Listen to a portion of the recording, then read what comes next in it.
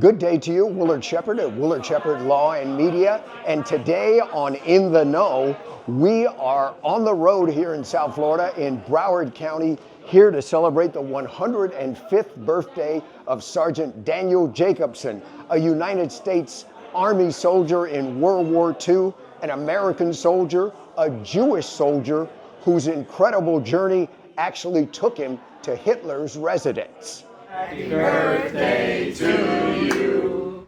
This is a day most of us never see. It's Happy Birthday, number 105 for Daniel Jacobson. Jacobson, the Jewish American soldier who survived his World War II trek fighting Germans, ended up sending a very personal message about overcoming Adolf Hitler's atrocities. A written message coming beneath Hitler's personal letterhead. I completely forgot about it. I'm really surprised that the letter was saved. But his writings have survived almost 8 decades to motivate those of the Jewish faith and anyone fortunate to learn of Jacobson's fascinating adventure. Records show Jacobson went into the U.S. Army on January 14th, 1941. And when I was drafted, I wasn't smart enough then to know what I was going to get into. Initially, he wasn't impressed. I wanted to get out. I had enough of it.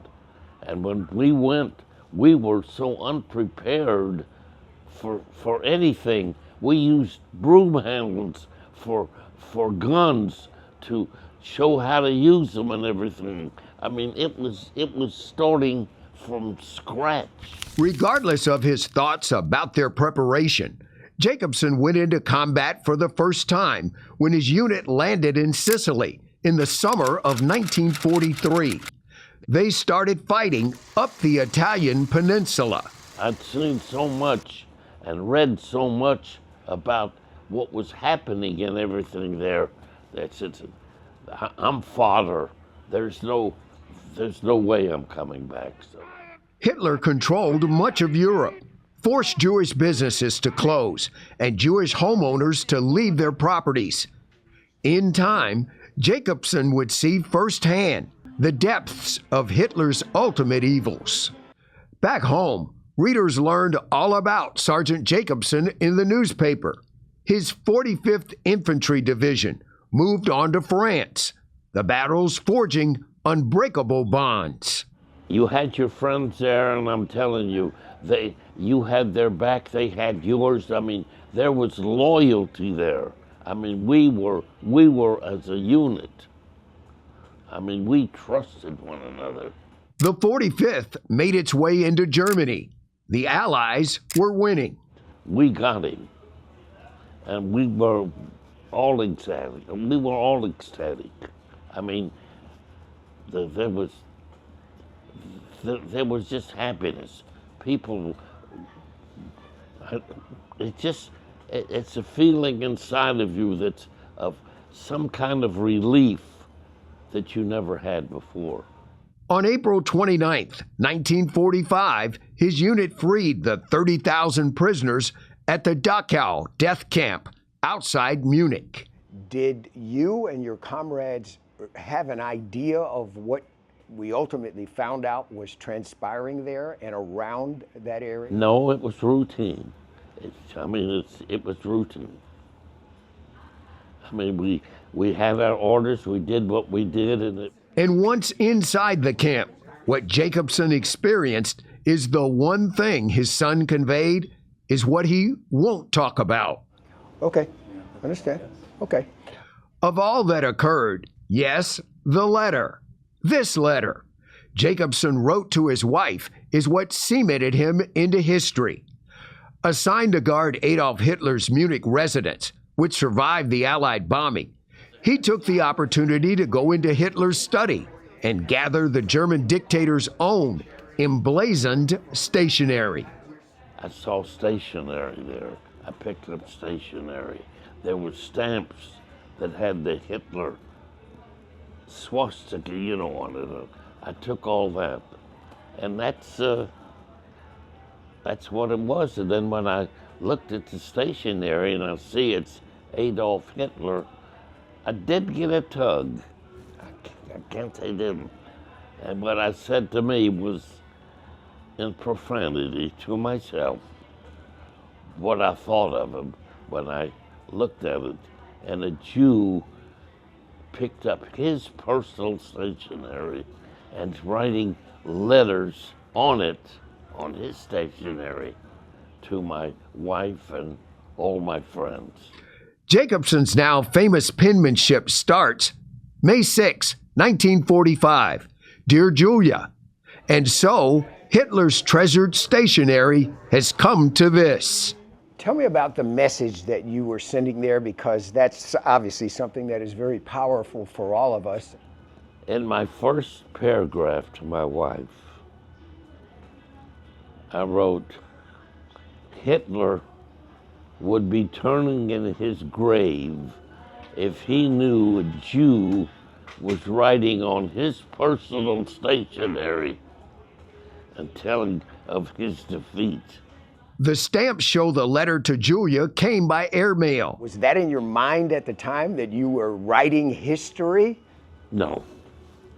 No, it was in my mind that I was getting even with Hitler. His writing is presented in Washington for all to see at the U.S. Holocaust Memorial Museum. The letter found 50 years after writing it by his children. We are so honored by everything that my grandfather has done with his life. Jessie Seance is Jacobson's granddaughter. His life of service serves as a reminder to people because his story reverberates through decades of all of our lives. Danny had the unique experience of invading Hitler's office. For his birthday, the accolades came from the county where Jacobson lives. Broward County Commissioner Steve Geller. It is dated today and is signed by Nan Rich, the mayor of Broward County. Congratulations. Danny was able to obtain Hitler's stationery. And Judy Paul, the Davie mayor, also giving Jacobson free reign for his birthday. So you have a whole weekend named for you. So. Jacobson surrounded by his children, grandchildren, emotional. All I did was when 100,000 more did what I did, and they're not getting any acknowledgement for it. All of them gave up their lives for this country, and some people don't believe this country is good. Get out. From his experience 80 years ago, Jacobson worries about the world today. We fought for democracy. Russia invading Ukraine is just one concern. He sees the potential of history tragically repeating itself. But right now, people don't even know about Dachau or anything. The generations now, they have no knowledge whatsoever. If our allies can't trust us, we're finished. I mean, right now we're on the verge of it. And I dream about this practically every night. And here at home, with the January 6th riot and deep political divisions in America, Jacobson isn't biting his tongue. Nobody knows how close we are to becoming a dictatorship. Nobody realizes these things. But you fear, as I say, our land is in a place of turmoil and fragile at this point. Very. There are so many brilliant, intelligent people that can't see it. They can't see what's been said, what's in the papers, what's on television. I mean, what's been said about this country. Make this better America. America was good before. It's good now. But what it's going to be, well, time will tell.